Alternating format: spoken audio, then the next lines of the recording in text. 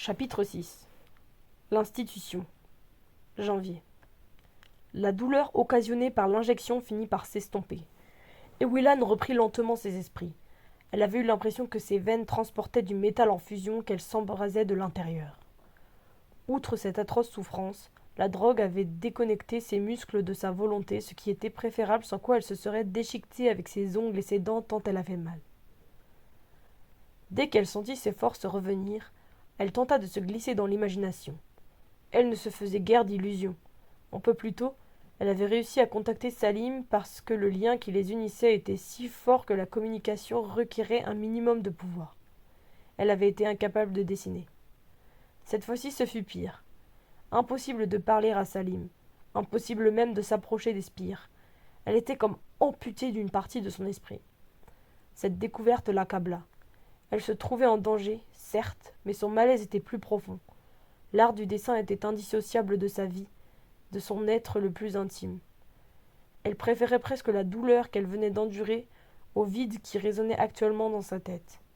Elle se tourna vers l'homme assis à sa gauche. Ni lui ni les deux autres installés à l'avant de la voiture ne lui avaient adressé la moindre parole. « Qui êtes-vous » murmura-t-elle, étonnée par l'effort que lui demandait le simple fait d'ouvrir la bouche. « Que me voulez-vous » L'homme sursauta avant de la contempler, stupéfait. Il ne s'attendait apparemment pas à ce qu'elle bouge, encore moins à ce qu'elle parle. Son comparse, aussi surpris que lui, se retourna et hocha la tête. Une aiguille brilla puis se planta dans son avant-bras. Et Ewilan voulut hurler, déjà la vague de feu la renversait. Juste avant qu'elle n'atteigne son cœur, une miséricordieuse inconscience l'emporta. Elle ouvrit les yeux alors que la voiture s'engageait dans une allée bordée de platanes, conduisant à une élégante bâtisse de briques rouges aux murs couverts de lierre. Le véhicule bifurqua avant de l'atteindre et se gara devant une construction basse beaucoup plus récente, dont l'imposante porte métallique était gardée par deux hommes vêtus d'un uniforme sombre. « Pouvez-vous marcher » la première phrase de ses ravisseurs. Ewilan se garda bien de répondre.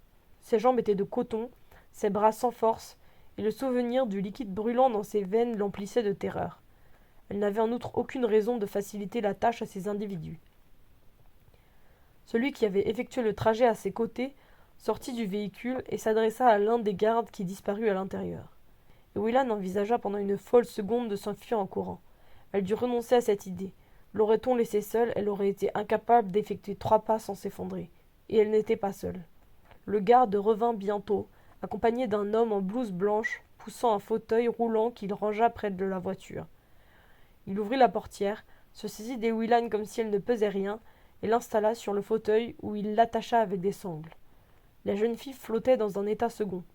Elle avait conscience de ce qui se déroulait autour d'elle, mais y assistait en simple spectatrice. Enregistrant la scène, mais ne s'y sentant pas vraiment impliquée, elle était toutefois assez lucide pour attribuer la responsabilité de son état à la drogue qui saturait certainement son organisme. Ses yeux se posèrent sur une plaque de laiton brillant fixée contre le mur près de la porte.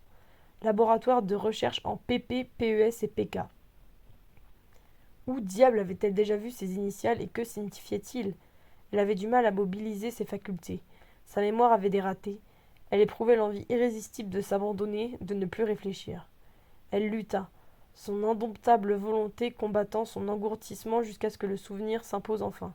PK, un sigle utilisé par un de ses auteurs favoris dans un roman de science-fiction qu'elle avait dévoré.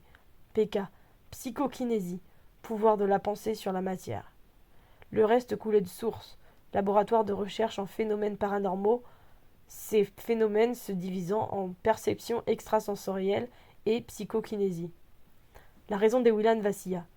Depuis son premier pas sur le côté, elle s'était appliquée à dissocier son existence alavirienne de la réalité de l'autre monde. L'art du dessin était inconnu ici. Les pouvoirs mentaux relevaient de la littérature fantastique, pas d'un laboratoire gouvernemental. C'était du moins ce qu'elle croyait jusqu'à aujourd'hui. L'existence d'un endroit comme l'institution signifiait que des gens haut placés prenaient au sérieux les capacités inconnues du cerveau humain, et qu'ils tenaient au secret. Cela faisait quelques mois seulement qu'elle avait quitté ce monde, mais du temps où elle y vivait, elle n'avait jamais lu le moindre article, ni vu le moindre reportage traitant de ce sujet. Il devait s'agir d'un projet confidentiel dont les journalistes étaient soigneusement écartés. Cela n'expliquait pas qu'on l'avait enlevé. Il existait en France des lois qui... Qui avait révélé son don à l'institution? Qui était au courant qu'elle allait revenir et son pas sur le côté la conduirait dans le parc à cet instant précis de la journée? Que savaient les hommes qui l'avaient enlevé de l'art du dessin et de Gwenda Lavire? Et à quel type de recherche se livrait-on dans ce laboratoire? Au bénéfice de qui?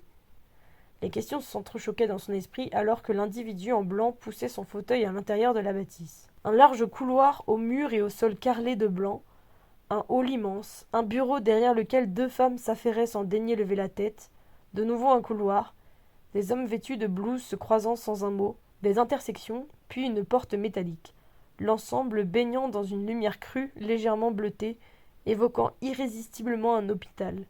Sauf qu'aucun lit, aucun malade n'était visible. L'homme, qu'elle considérait désormais comme un infirmier, pianota sur les touches d'un clavier mural, la porte d'acier coulissa, révélant un ascenseur. Ils s'y engagèrent.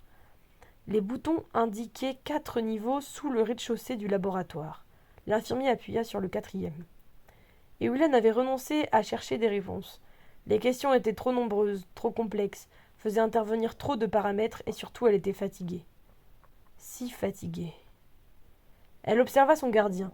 S'il était vraiment infirmier, peut-être se montrerait-il compatissant. « Suis-je prisonnière ?» Pas de réponse, aucun signe, même qu'elle avait été entendue. « Vous n'avez pas le droit de me retenir contre ma volonté. » Sa voix vacillait. Elle n'était guère plus qu'un murmure. Mais dans le silence confiné de l'ascenseur, l'homme l'avait obligatoirement perçu. Il ne broncha pas. La porte métallique coulissa à nouveau. Et Willan se tut. Le spectacle qui s'offrait à elle la laissait sans voix.